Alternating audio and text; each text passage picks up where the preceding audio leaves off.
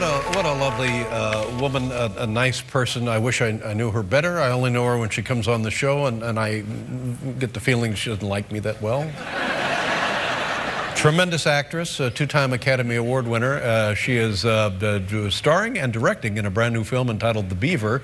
It opens in selected cities tomorrow. Ladies and gentlemen, here she is, the very lovely Jodie Foster.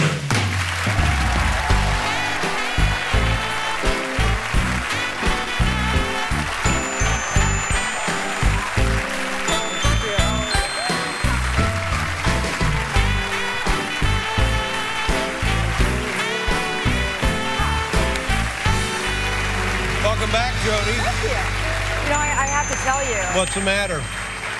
Well, does something look like it's a matter? I'm just a little worried, yes. Okay. No, I had to tell you because I ran into your friend, Radio Man, in the street yesterday. And he just Yes? wanted me to tell you that since he couldn't come today, he sent me, because he's very busy acting in a movie with Barry Sonnenfeld. He just wanted me to mention. Yes, he's working more than he should be. Tell me about Mother's Day at your house. Anything, something, big thing? No, you know, usually the kids just attempt to make breakfast for me. I think that's what they usually do. How old are the kids? Almost 13, so 12 and a half and 9 and a half. Are we talking about two boys? Is that what we're talking about? Boys, Yeah. Charlie and Kit. Yeah. Now, when you get into, I had somebody who was talking to me today, Michelle O'Callaghan was telling me about her son is 11, I think today. Okay. And all of a sudden it's 11. Holy cow. What is it like 13 and a half? Is it crazy? Oh, it's fantastic. Yeah. It's fantastic. He's got a deep voice. He's taller than me, and he... When did his voice turn? Recently, kind of recently, but he, Hey, you know... Mom, is it one of those guys? Yeah, he's like, oh, listen to this cool tune, Mom. There's a lot of that. Sometimes he calls me dude. Oh, no. It's good. And is there, like when they're younger, you can tell that the connection is automatic and ever-present. Is that still the way at 13 and a half? I think way more. Really? Yeah, I get like, can you put some product in my hair? I get all that. I get that a lot. The kid, 13 and a half, wants product in his hair. Well, you know. Yeah. And what do girls represent to him at this age? I don't know. He's awfully charming, though. And, you know, he's good. He knows all the right things to say. When he was little, he'd sit in the teacher's lap and he'd say, you're not mad at me, are you? Yeah.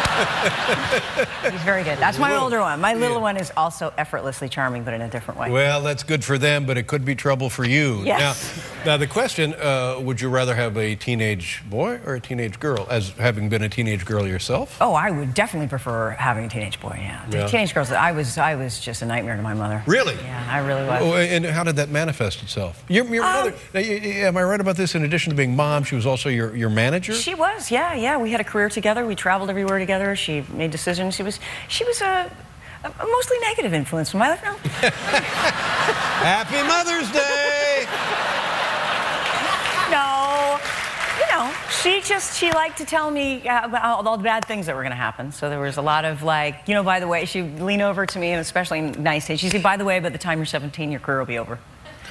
So what do you want to be when you grow up? A doctor, a lawyer, or something like that? So she was just preparing you for the absolute worst. Yeah. And looking back on that now, was that a good way to run things or not?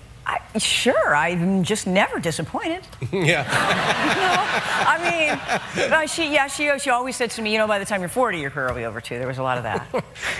And she always used to say, she downward spiral. She's like, you're on a downward spiral.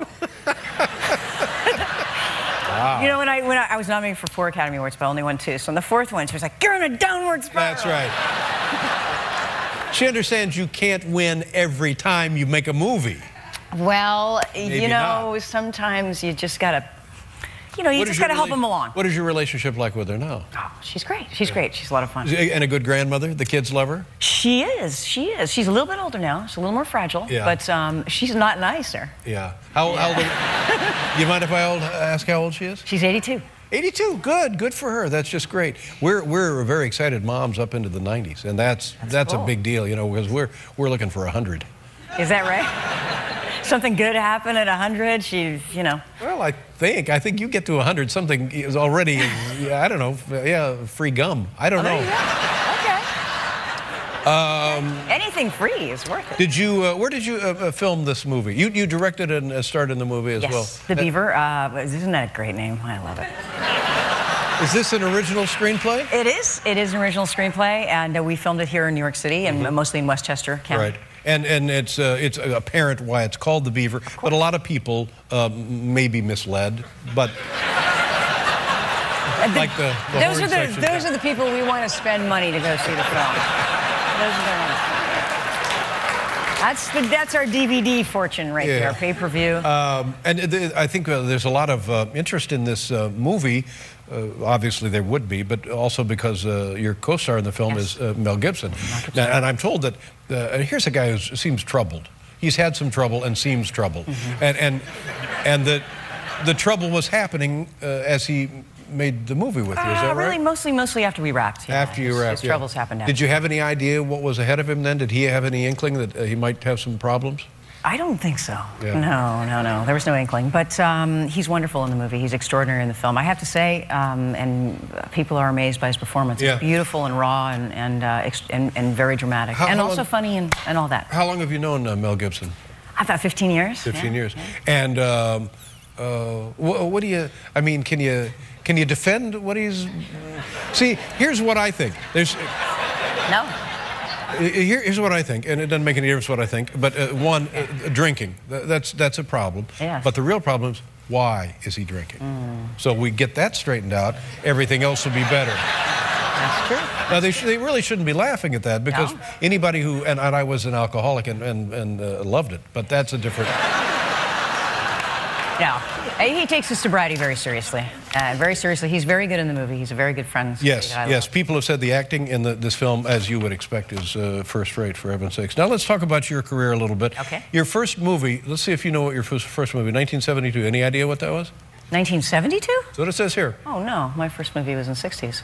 In the 60s? Yeah, it was called... Well, this is a selected... I'm sorry. This is a selected filmography. Oh. This is the first movie... First movie on the list, 1972. It would be, what do you think? 72. You're in an upward spiral. I'm in an upward spiral. Let's see. Napoleon and Samantha? That's correct. Okay. Yes. With Michael Douglas. It says here it's your first film with Michael Douglas. It's not my first film, but okay, whatever. Okay. What was your first film? It was called Menace on the Mountain. It was a Disney movie. Menace on the Mountain. Yeah. And you tiny... Did I play the Menace? No. How old were you when you were in that film? I think I was 6. Yeah. Wow, that's great. Well, now, do your kids have any interest in acting? No, they have absolutely no interest in acting. They don't have any interest in my movies either, particularly. They don't ever want to see them, and occasionally I have to force them to see them. I don't believe that. Oh, you might be surprised. What movie do they like to watch of the ones that you've made here? They've only seen 3. They saw Nim's Island, they saw Bugsy Malone, and they saw Contact recently. Yeah. And there was a lot of... It took me a long time to get them to see Contact didn't sound like anything they wanted to see. What about Bugsy Malone? I bet they enjoyed that. They sort of liked Bugsy Malone, but they didn't ever want to see it again, which is fine. Nim's Island, when they went to the premiere of Nim's Island, I said, I said to my older son, what did you think? He says, it's pretty good, but we don't ever need to rent it or anything. Tough crowd. Yeah. Tough crowd. They did see half of Little Man Tate, and then they kept asking me to turn it off, and I wouldn't. And I just said, no, stick with it. This is going to get better. It's going to get better. And then, I don't know, pillows were thrown, a painting came down, my nose was broken. No, I'm serious. Wow. There was blood everywhere, and that was the end of the showing of Little Man. Should someone from the county come out to the house? And protect me? And what about, now, when your mother, getting back to her for a second, when she saw you in Nell, she calls you up, and what does she say to you from Nell? She said, she said, I don't know what's wrong with you with that color of your hair, but you'll never work again. Never work again. We'll be right back with Jodie Foster, ladies and gentlemen.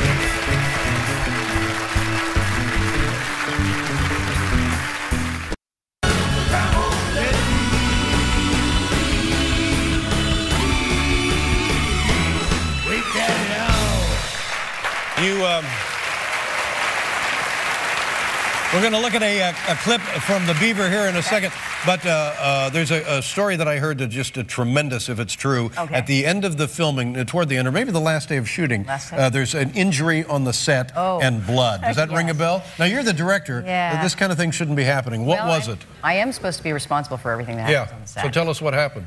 There was a little effects gimmick with a lamp, and Mel was supposed to hit himself in the head, which he did, and it was supposed to be scored on one side. This is a ceramic lamp. Fake ceramic. Bang, like that. Something bad happened. I'm not quite sure what, but he smacked his head and blood came out, and it hurt. Yeah. Yeah. And what did you do? The medics came in, of course. I went running, you know, like a good director. I went running around looking for a Q-tip or something. A Q-tip. Isn't that what you use? Yes, some kind of Q-tip thing? Yeah. And then I don't know. I looked in the first aid kit. There was little alcohol pads, and so I started to put the alcohol. But that hurt too. Yeah. Well, yeah. But then what about the medics? They must have come in to stitch him up. And where were the medics? We didn't have any. Didn't have medics. I see.